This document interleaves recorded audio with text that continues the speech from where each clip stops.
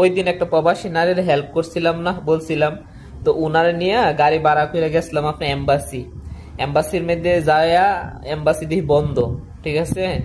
তো এম্বাসিতে নিয়ে আইসা আমার এইখানে সামনে, বেশি দূর না এখান থেকে, সামনে একটা পুলিশ লাইন আছে, ওইখানে নামাই দিয়ে আসছি। এরপর তো শুনেন ওনার থেকেই ছিলাম, পরে পুলিশের কাছে গেলাম, হ্যান্ডে সব ঘটনা ভেঙে গেছে। পরে পুলিশে ট্যাক্সি করে দিছে, পরে এয়ারপোর্ট গেলাম। হেন যাওয়ার পরে হেন ক্যাম্পাসে হেন মহিলা হেন সফর জেলে পাঠাইছে।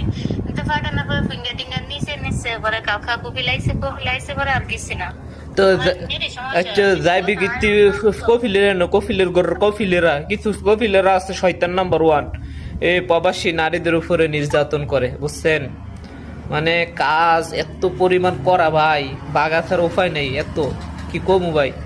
তো যাক, এই নারীটা মানে বয়স দিছে আমাকে হয়তো বা কারণ নেট নিয়ে, তো অসংখ্য ধন্যবাদ। আর পুলিশের ধন্যবাদ জানাইতে চাই, তিনারা ঠিকই করছে। একজন লোক মানে অসুবিধা পড়লে তারে ভালো জায়গায় দেওয়া বা তার হেল্প করা, এটা একটা মানুষ, অন্ততপক্ষে একটা মানুষের কাজ। এরপর দায়িত্ব তো অবশ্যই।